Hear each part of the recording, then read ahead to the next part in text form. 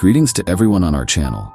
Here we dive into the most creepy, mystical, and incredible stories that will make you doubt reality.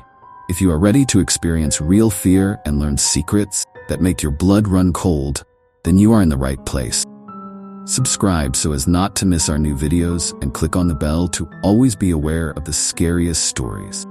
We plunge into the world of horror and the inexplicable together. In a small American town where everyone knew each other, there was an old school built in the early 20th century. This building has survived several generations of students, and its walls were saturated with stories about the past. But one story stood out from the rest. The story of a ghost girl who, it was said, did not let anyone study. This school was once attended by a girl named Emily Winston. She was quiet and inconspicuous, always sat at the back of the classroom and hardly communicated with her classmates. Parents were strict and demanding, insisting that she be the best at everything. Emily suffered from this pressure, but never showed her emotions, always diligently completing tasks and trying to meet the expectations of her parents. However, one day a tragedy occurred. Emily disappeared right out of school. No one saw her leave, and no one knew where she might have gone. She was searched for a long time. Parents, police, teachers, classmates. They didn't find her. The weeks turned into months, and soon everyone accepted Emily was gone. But soon after her disappearance, strange events began to happen. Students began to complain about strange noises and cold gusts of wind in the classroom, even when the windows were closed.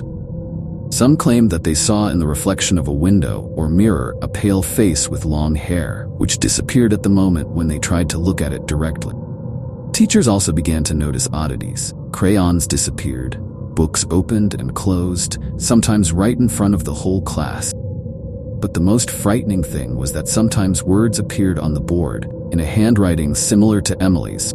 "Help me. I'm here. Don't leave me." Over time, students and teachers began to associate these events with Emily's disappearance. At first, no one believed in ghosts, but the strangeness continued. More and more people claimed to have seen her in the hallways, on the stairs, in the classroom. She appeared only for a moment before disappearing, as if she had melted into thin air. But the scariest thing was that the students who most often encountered her ghost began to study poorly. They forgot simple things, couldn't concentrate, and their grades dropped. Some even began to feel unwell, experiencing headaches and nausea. The teachers tried to figure out the reasons for this. Nothing helped. The story of the school, steeped in darkness and mystery, has been dragged on from generation to generation. Students, teachers, and even parents knew about the mysterious disappearance of Emily Winston. But as time passed, the memory of the ghost girl became only a terrible legend that surfaced in conversations only on gloomy autumn evenings. It seemed that the school had finally absorbed this story into its centuries-old walls, and it was forgotten about. However, everything changed when a new student was transferred to the school. Jacob Riley was a quiet and introverted boy who had recently moved to the city with his mother. He didn't look for friends, didn't engage in conversations, and tried not to attract attention. Perhaps that's why he was the first to notice the strangeness that was happening around him. One evening, when all the students had already gone home, Jacob stayed at school to finish a history project. The school corridors were empty, and there was a strange silence in them, broken only by his own footsteps. The longer he sat in the classroom, the stronger the feeling became that he was not alone here. He looked around, listened, but did not see or hear anything unusual. At one point, he thought he saw his textbook, which was lying on the table, move a little by itself. He put it down to fatigue and overexertion, trying not to attach importance to minor oddities. But the strangeness did not stop. The next day, walking down the hallway, Jacob noticed that someone had written on the wall, "I'm here." The inscription was careless, as if it had been written with a trembling hand. The boy stopped, examined her carefully, but did not notice anything else.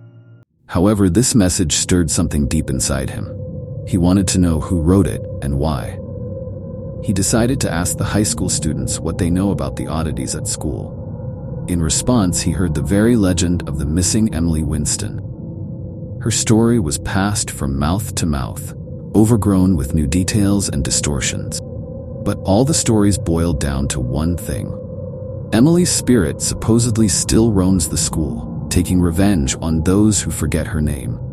Despite his skepticism, Jacob began to pay more and more attention to the inexplicable things that were happening around him. One evening, when he was late at school again, an inscription appeared on the blackboard in his classroom, written in the same handwriting as on the wall, "Help me." It was written in chalk, and there were no other marks on the blackboard, as if someone had written it right before he arrived. Jacob felt a chill creep into his heart. He was trying to sort out his thoughts. Was this someone's cruel prank, or was there really something supernatural behind it? That moment, he decided to find out the truth, no matter how terrible it was. The next day, he began asking teachers and students who knew more about the school's past. Most of them brushed off his questions like an annoying mosquito, but one elderly teacher, Miss Lawrence, told him a story that others preferred to forget. Miss Lawrence was already retired, but she often visited the school where she had worked all her life. When Jacob approached her, at first she did not want to talk about the past, but then, seeing his persistence, she told him what she remembered. She thought of Emily Winston, quiet, withdrawn girl who always seemed too old for her age. Emily rarely spoke to anyone, but one day she approached Miss Lawrence and asked her to help with a history project. The teacher naturally agreed, and they started working together. But Emily became increasingly nervous and withdrawn, as if something was bothering her. Shortly before her disappearance, the girl confessed to Miss Lawrence that she felt as if someone was watching her, but no one believed her. A few days after this conversation, Emily disappeared. The police and teachers searched for her. They never found her. Some believed that the girl had simply run away because of parental pressure. Others suspected something worse, but no trace was ever found. Jacob was intrigued by Miss Lawrence's story. He decided to explore all possible places where Emily could hide or leave some evidence. One evening, while staying at school again, he heard a strange sound coming from the basement. The basement was old, with centuries of dust and cobwebs. None of the students went down there, and the door to it was locked. Summoning all his courage, Jacob found the key from the watchman and went downstairs. The basement was dark and damp, and the air was saturated with the smell of rot.